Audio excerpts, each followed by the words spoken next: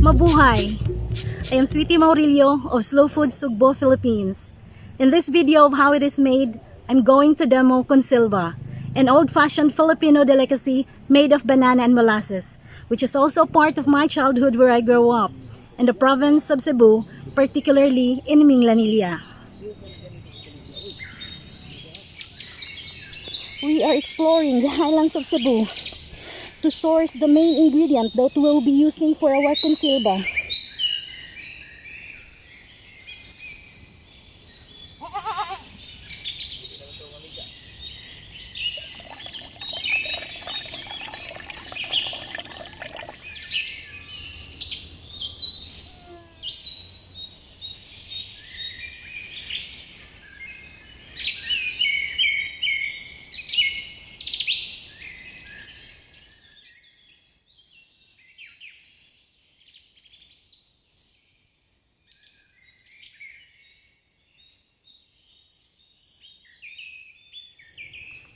This is the cardaba.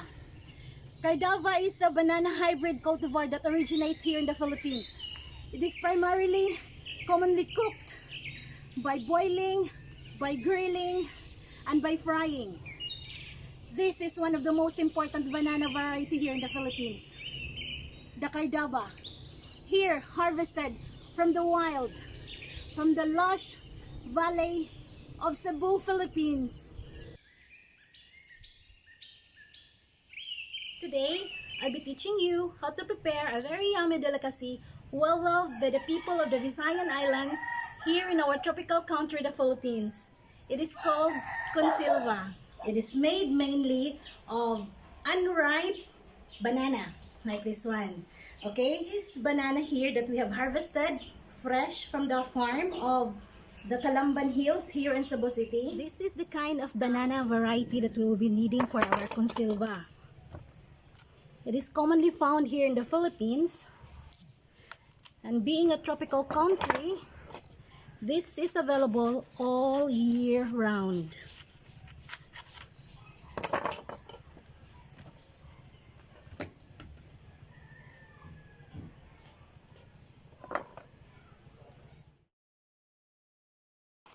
Now we'll be slicing our banana. Banana sap can be extremely sticky. It looks like a colorless clean water immediately right after cutting. But in a matter of minutes, it will turn into brown due to the oxidation process and can cause heavy stain on your hands and clothes. These are the peeled banana. After peeling the banana, you slice it very thinly. Use a vegetable peeler in doing so to get an even thickness. These are our sliced bananas.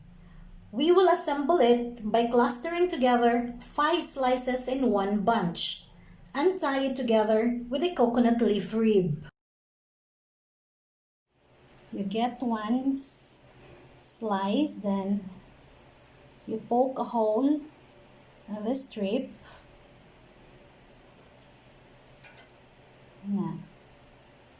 Okay, it's a bunch of 5 slices.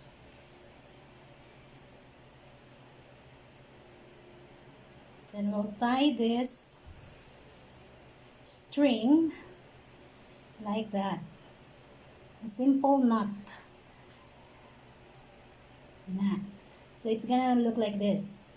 Okay, then we're going to spread this out. Spread na to para like this one. The purpose is when we are going to dry this under the heat of the sun, dali ra siya mauga. Okay, like this one. Then very thinly sliced. Okay, wala siya na. Ibutang na to sa basket. This is our raw Kunsilba, ready for drying. It will take around 8 hours maximum for these clusters to fully dry up. And if you're lucky enough and the temperature is really high, then you will have a shorter turnaround time in the drying process. These are the banana clusters that we have air dried for a couple of hours. It's now ready for frying.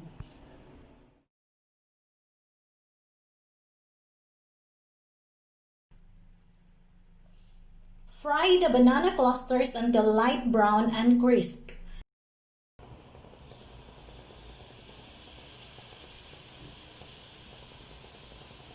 So the temperature of the oil should be really hot.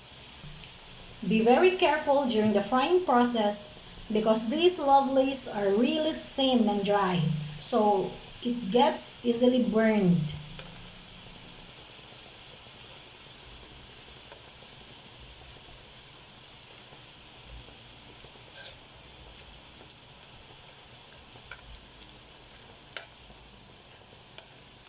So it will just take around 10 seconds per side because this is really dry and really thin.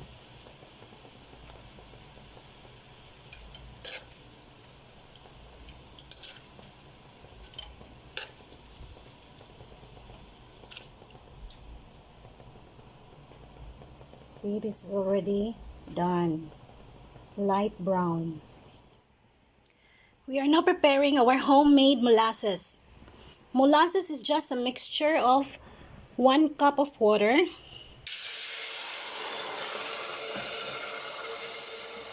and 1 cup of muscovado sugar.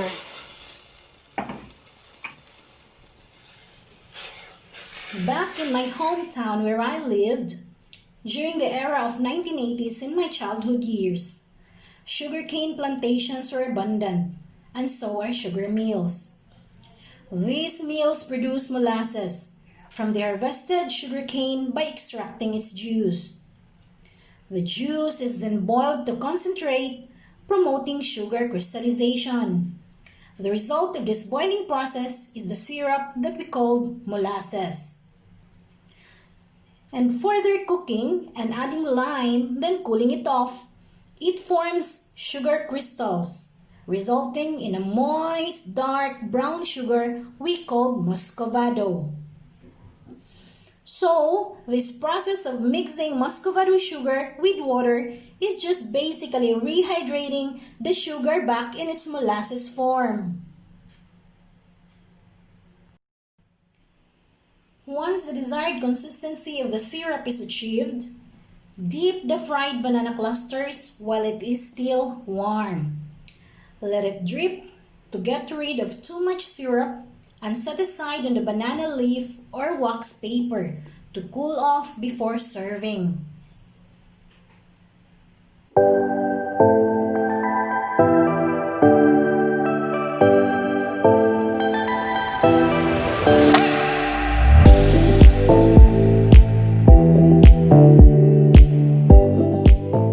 Our freshly cooked Kunsilba, a native Filipino delicacy enjoyed much by the Cebuanos of the olden times.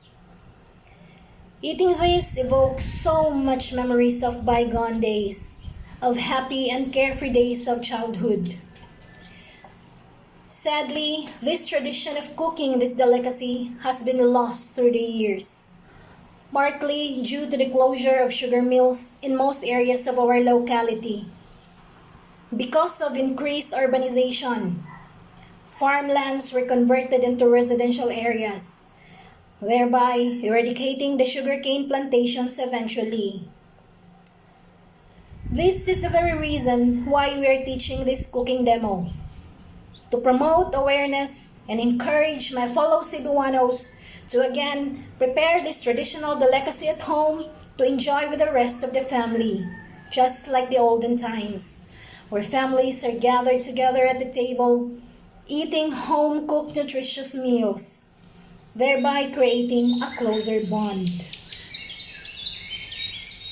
Our very own Kunsilba, from Cebu, Philippines to the rest of the world.